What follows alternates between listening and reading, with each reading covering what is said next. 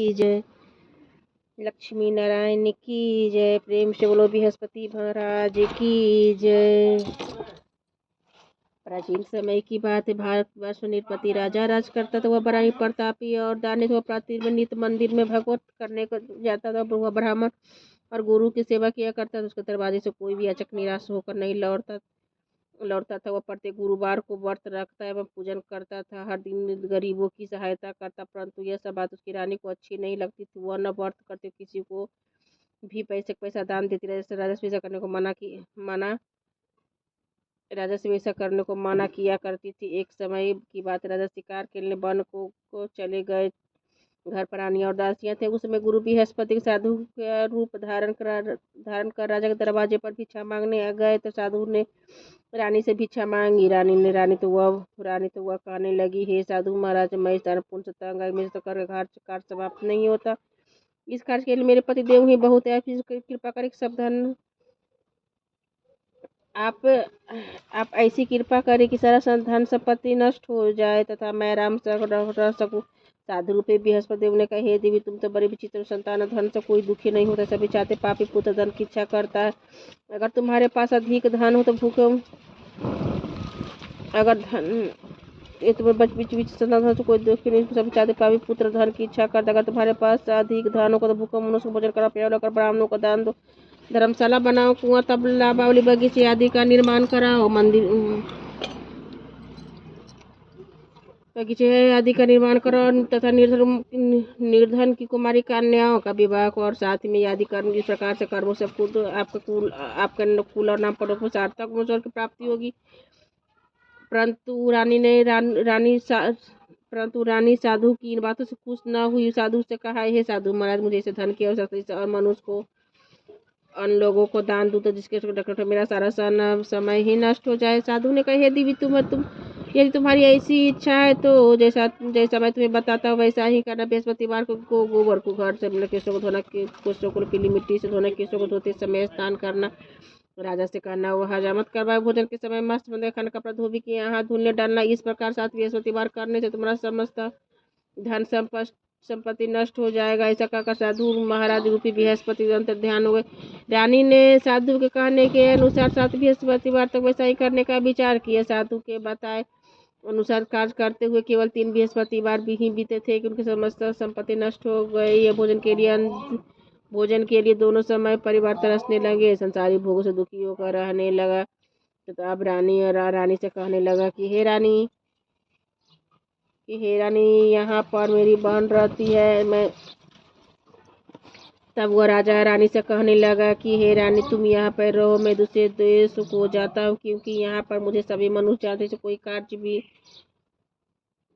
इसलिए मैं यहाँ कोई कार्य नहीं कर सकता। अब मैं परदेश जा रहा हूँ, यहाँ कोई काम धंधा करूँगा, शायद हमारे भाग बदल जाए। साधु ने ऐसा कहकर साधु प्रदेश चला गया। वहाँ जंगल लकड़ी काटता था, शहर में बेचता जीवन व्यतीत करने लगा। उधर राजा के बिना रानी और दासियां दुखी रहने लगी। किसी दिन भोजन मिलता, किसी दिन जल पीकर नहीं रह जाती। एक समय रानी और दासी को साथ बिना भोजन व्यतीत करना पड़ा। तो रानी ने अपनी दासी से कहा, हे दासिया, पासी नगर मेरी बहन रहती है, बड़ी धनवान, उसके पास 50 से बेजर मांगने से कुछ समय के लिए गुजर हो जाएगी। दासी अपनी रानी की बहन के पास गए। वो रानी की बहन उस समय पूजा कर रही थी। बृहस्पतिवार का दिन था। दासी ने रानी की बहन से कहा, हे रानी, मुझे आपकी बहन ने भेजा, मेरे लिए 5 से बेजर दे दो। दासी ने यह बात अनेक बार कही, परंतु रानी की बहन ने कोई उत्तर नहीं दिया, क्योंकि उस समय बृहस्पतिवार की कथा सुन रही थी।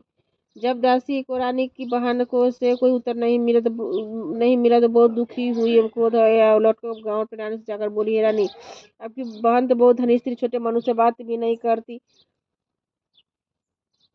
मैंने उसने कहा कोई उत्तर नहीं दिया। मैं वापस चली आई। रानी बोली, हे दासी, इससे कोई दो जब बुरी दिन आते हैं तब कोई सर नहीं देता। अच्छा बुरे का पता भी पीठ में लगता है। जो इस मैं वापस चली। रानी बोली, इसमें से कोई दो जब बुरे दिन आते हैं तब कोई सर अच्छे बुरे का पता भी पीते। जो ईश्वर का इच्छा होगा, ईश्वर भाग का दोष है। उधर रानी की बहन ने सोचा कि मेरी बहन की दासी आई थी, परंतु मैं उसे नहीं बोली।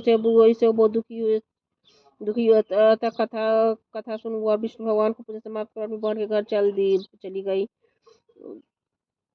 घर घर आई और कहने लगी, हे बहन, मैं बृहस्पतिवार का व्रत कर रहे थे, तुम्हारी दासी हमारे घर आई थी, परंतु जब तक कथा होती है तब तक हम ना उठते हैं ना बोलते हैं, इसलिए हम ना बोले। कहो दासी क्यों आई थी? रानी बोली, बहन हमारे घर नाथ ने सब ऐसे तुमसे कोई बात छिपी नहीं, इस कारण मैंने दासी को तुम्हारे पास 5 सेर बेजर लेने के लिए भेजा था। रानी की बहन बोली, बहन देखो, बृहस्पति भगवान मनोकामनाएं को पूर्ण करते हो, देखो शायद तुम्हारे घर में अनाज रखा हो। यह सुनकर दासी घर के अंदर गई और वहाँ एक हरा बेजर से भरा मिल गया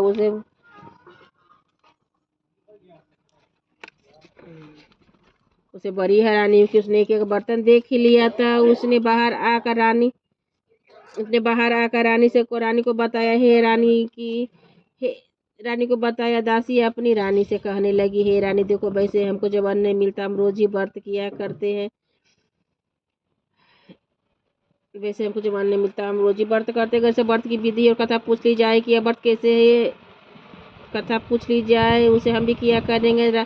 दासी के कहने पर रानी की बहन ने अपनी बहन से बृहस्पतिवार के व्रत के बारे में पूछा। उनकी बहन ने बताया कि हे रानी, बहन, बृहस्पति भगवान को सूर्योदय से पूर्व उठकर स्नान करके विष्णु बृहस्पतिवार का व्रत करना चाहिए, लेकिन उस दिन सिर नहीं धोना चाहिए। बृहस्पतिवार के व्रत में चने की दाल और मुनक्का से विष्णु भगवान के केले के वृक्ष की जल को पूजन कर दीपक जलावे। उस दिन एक ही समय भोजन करे, भोजन पीले खाद्य पदार्थ का करे तथा कहा था कहे और सुने। इस प्रकार करने से गुरु भगवान प्रसन्न अद्भुत होते, मनोकामना का पूर्ण करते हैं। व्रत और पूजन की विधि बताकर रानी की बहन अपने घर लौट गई। रानी और दासी ने दौड़ नीचे किया कि बृहस्पति भगवान का पूजन जरूर करेंगे। 7 रोज के बाद बृहस्पतिवार उसने व्रत का गुड़ से बाहर में जाकर चारा गुड़ भी उसी तरह के लेके जाता विष्णु भगवान का पूजन किया।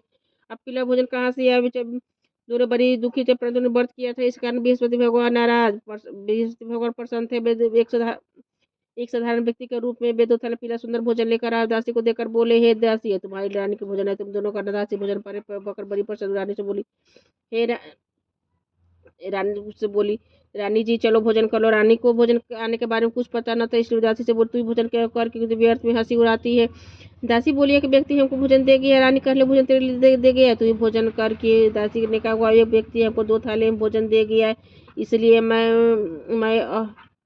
इसलिए मैं और आप दोनों साथ साथ ही भोजन करेगी। दोनों ने गुरु भगवान को नमस्कार का भोजन आरम्भ किया। दोनों ने इसके बाद प्रत्येक बृहस्पतिवार को गुरु भगवान का व्रत विष्णु का पूजन करने बृहस्पति भगवान की कृपा से उसके पास धन हो गया, परंतु रानी की बहन ने पहले की तरह आलस करने लगी।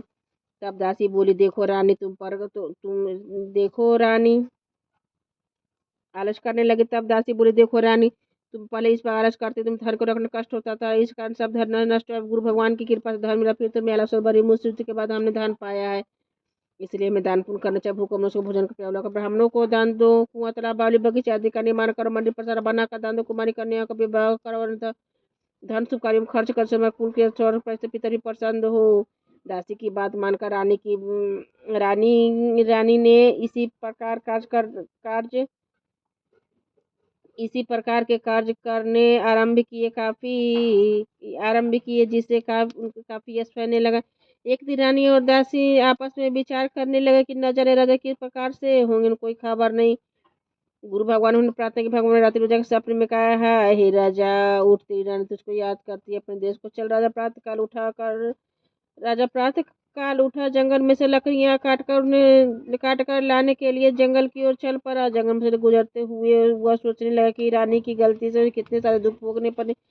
राजपाट छोड़कर उसे जंगल में आकर रहना पड़ा। जंगल की में से लकड़ी काटकर उन्हें शहर में बेचकर गुजारा करना पड़ा। उसी समय उस जंगल में से बृहस्पति एक साधु के रूप धारण कर आ गए और राजा के पास आकर बोले, हे लकड़हारे, सुनसान जंगल में की चिंता बैठे, मुझको मतलब सुन जल भरा साधु को बंदना कर बोली, प्रभु सबको जानने वाले हो, इतना का साधु को संपूर्ण कहानी बतला दी। महात्मा दयालु होते बेहू से बोले, हे राजा, तुम्हारी स्त्री ने बेसो देवता का अपराध किया, इसका अब तुम किसी प्रकार का चिंता मत करो, भगवान तुम्हें पहले से अधिक धन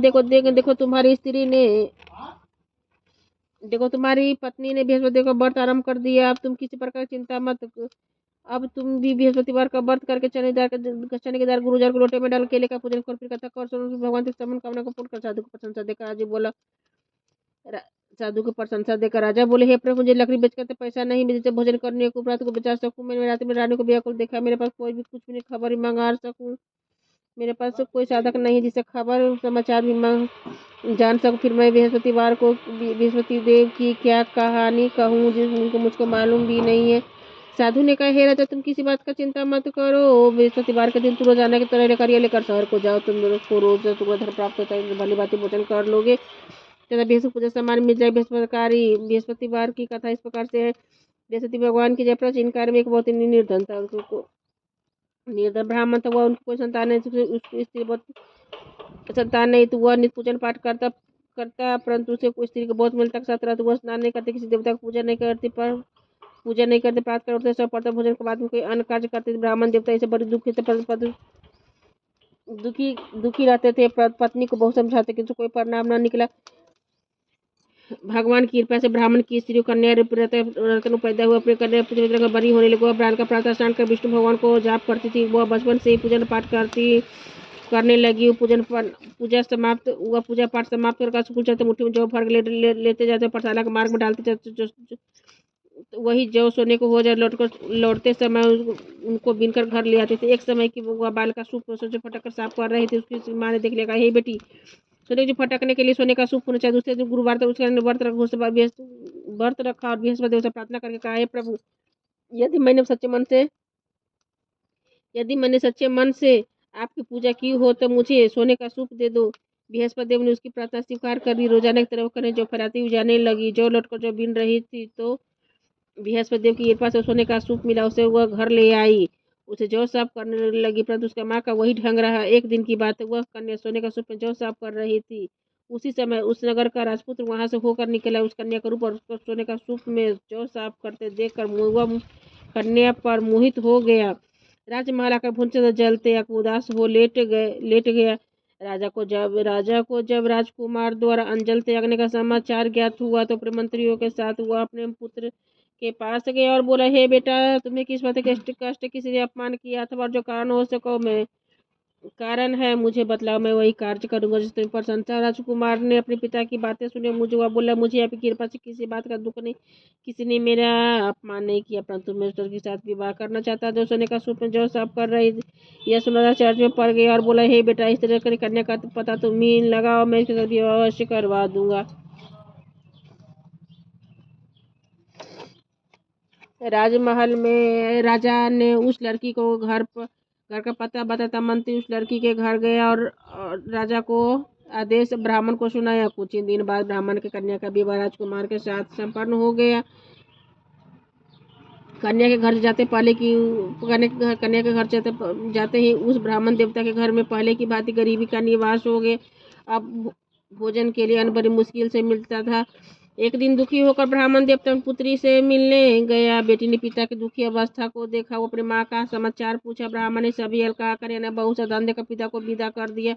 इस तरह ब्राह्मण का कुसुमक सुखपूर्वक व्यतीत हुआ। लेकिन कुछ दिन बाद फिर यही हाल हो गया। ब्राह्मण फिर अपने कन्या के यहाँ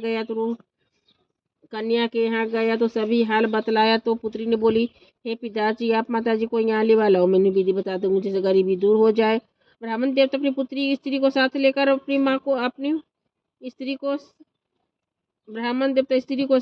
अपनी पुत्री के पास राजमहल पहुंचे तो अपनी पुत्री ने अपनी माँ को समझाने लगी, हे माँ, तुम प्रातःकाल उठकर सर्वप्रथम स्नान कर विष्णु भगवान को पूजन कर दो, सब दरिद्रताएं दूर हो जाएगी। परंतु उसके माँ ने एक ही बात नहीं मानी। वो प्रातःकाल उठकर अपनी पुत्री को उठकर अपनी पुत्री का बच्चा जूठन खा लेती थी। एक दिन उसकी पुत्री को बहुत गुस्सा आया। उसमें एक रात कोठरी में से सारा सामान निकाल दिया। उसमें अपनी माँ को बंद कर दिया। प्रातःकाल उसमें से निकाला तथा स्नान करवा के पूजा पाठ करवाया तो उसकी माँ की बुद्धि ठीक हो गई और उसके बाद पर नियम से पूजन पाठ करती थी। प्रत्येक बृहस्पतिवार को व्रत करने लगी।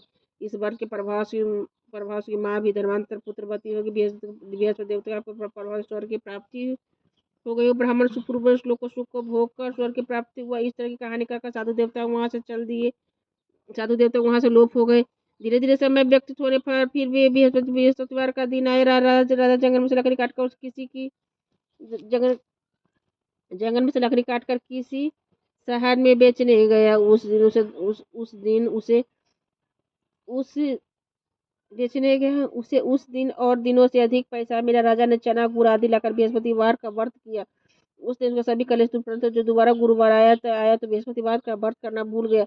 इस कारण बृहस्पति भगवान नाराज हो गए। उस दिन नगर के राजा ने विशाल की योजना किया था अपने समस्त राज्यों में घोषणा करवा दी कि कोई मनुष्य अपने घर न भोजन बनावे, न आग जलावे। समस्त नागरिक मेरे मेरे भोजन करने आवे। इस आज्ञा को जो न मानेगा उसे फांसी की सजा दी जाएगी। ये राजा की आज्ञा अनुसार आज के के सभी वासी भोजन के भोज में सम्मिलित हुए, लेकिन लकड़हारे कुछ देर से पहुंचा राजा, इसलिए राजा उनको अपने साथ महल ले गए।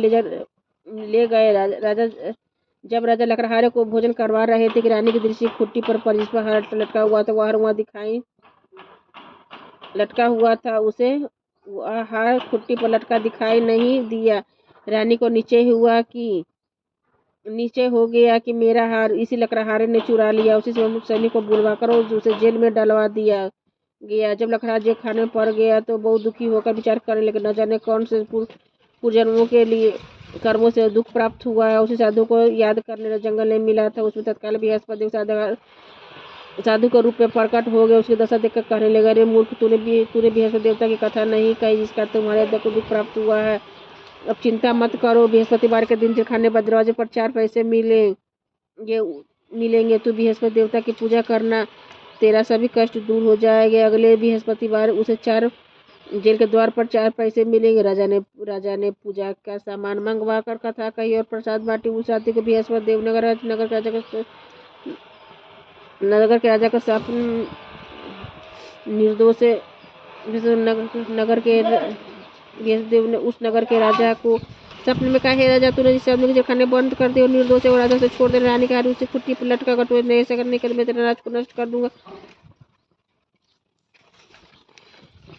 राजा प्रातःकाल उठा, खुट्टी पर हार देकर लकड़हारे को बुलाकर क्षमा मांगी। राजा को सुंदर भूषण देकर भेंट कर उसे विदा किए। गुरुदेव की आज्ञा अनुसार राजा अपने नगर को चल दिया।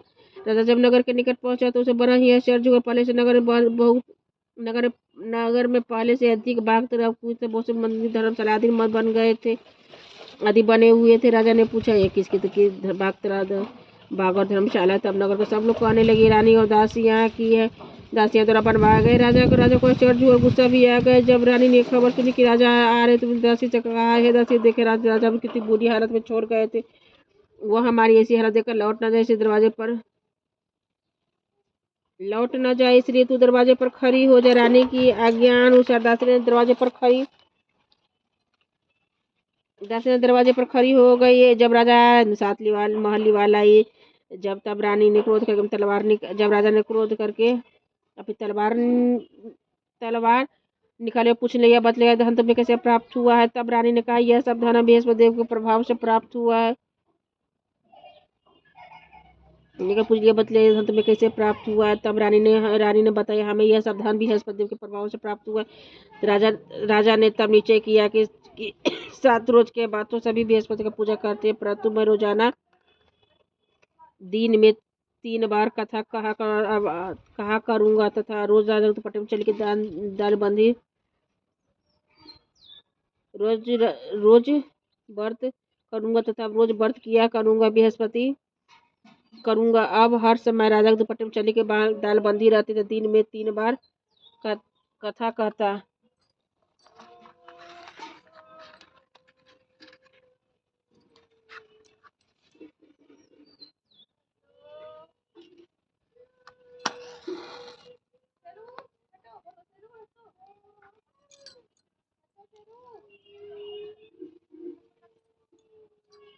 एक रोज राजा ने विचार किया, चलो अपनी बहन के यहाँ हो। अब इस तरह नीचे राजा घोड़े पर सवार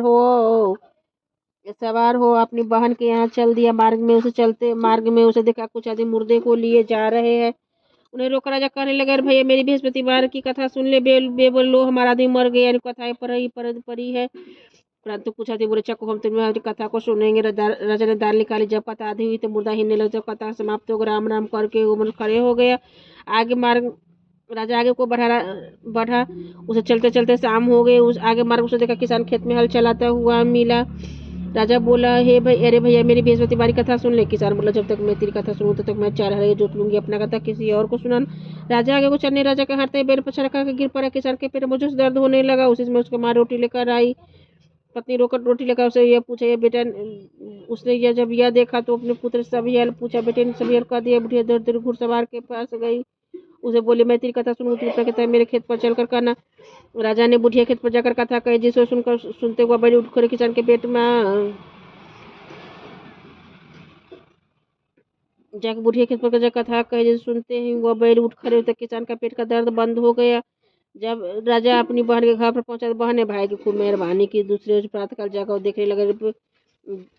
देखने लगा कि सभी लोग यहाँ भोजन कर रहे। राजा ने अपनी बहन से जब पूछा कि ऐसा कोई मनुष्य भोजन नहीं किया, मेरी बृहस्पतिवार की कथा सुन ले। बहन बोली, हे भैया, यह देश से पहले यह भोजन करते हैं, बाद में कोई अन्य कार्य करते, कोई पड़ोस में हो तो देखा हूँ। वो ऐसा कहकर देखने का चले गए, परंतु कोई ऐसा व्यक्ति नहीं मिले जिसे भोजन न किया हो। वह एक कुम्हार के घर गए, जिसका लड़का बीमार था। उसे मालूम हुआ कि उसके यहाँ 3 रोज से किसी ने भोजन नहीं किया है। रानी ने अपने भाई की कथा सुनने के लिए कुम्हार से कहा, वह तैयार हो गया। राजा ने जाकर बृहस्पतिवार की कथा कही, जिसको सुनकर उसका लड़का ठीक हो गया। उस राजा की प्रशंसा होने एक दिन राजा अपनी बहन से कहा कि हे बहन, अपने घर को जाके तुम भी तैयार हो। राजा की बहन ने अपनी सास से बोली, सास से अपने भाई के साथ जाने के लिए आज्ञा मांगी। सास बोली, चली जा, परंतु लड़कों को मत ले जाना, क्योंकि तेरा भाई का कोई संतान नहीं होती। बहन बोली, हे भैया, भाई से कहा, हे भैया, मैं तो चलूंगी, पर कोई बालक नहीं जाएगा। राजा ने कहा कि जब कोई बालक नहीं चलेगा तब तुम ही जाकर क्या करोगी। दुखी मन से राजा अपने नगर को लौट गए। राजा ने अपनी रानी से कहा, हम निसंतान है, इसलिए कोई हमारे घर आना पसंद नहीं करता। इतना कह बिना भोजन आदि किए सैया पर लेट गए। और रानी बोली, हे प्रभु, बृहस्पति हम सबको दिया में संतान अवश्य देंगे। उस रात बृहस्पति देव ने राजा को स्वप्न में कहा, हे राजा, उठ, सभी सोच त्याग दे, तेरी रानी गर्भ से। राजा को यह बात सुनकर बड़ी खुशी हुई। 9वें महीने से गर्भ से सुंदर पुत्र पैदा हुआ। तब राजा की बहन ने यह शुभ समाचार सुना तो वह कहने लगी, बहुत खुशी हुई तथा बधाई लेकर अपने भाई के यहाँ तब आई। तब रानी ने कहा, घोड़ा चढ़ के तो नहीं है, गधा चढ़ी आई। राजा की बहन बोली, भाभी मैं इस प्रकार न कहती, तुम्हें औलाद कैसे मिलती है। बृहस्पति ऐसे जैसे जी के मन में जो मनोकामनाएं सभी को पूर्ण करते हैं। जो सद्भावना पूर्वक बृहस्पतिवार का व्रत करता है एवं कथा पढ़ता है अथवा सुनता, दूसरों को सुनाता है, बृहस्पति देव उनकी सभी मनोकामना को पूर्ण करते हैं। बृहस्पति देव सदैव रक्षा करते। संसार में जो सद्भावना और सच्चे हृदय से बृहस्पति देव का पूजन करते हैं, उनकी सभी मनोकामनाओं को उसी प्रकार पूर्ण करते हैं। जैसी रानी और राजा ने बृहस्पति देव की कथा का गुणगान किया, उनकी सभी इच्छाएं बृहस्पति देव जी ने पूर्ण की थी। मनुष्य को हृदय से मनन करते हुए जयकार करना चाहिए। प्रेम से विष्णु भगवान की जय, बृहस्पति महाराज की जय, गुरु भगवान की जय। विष्णु भगवान के आशीर्वाद बनाए।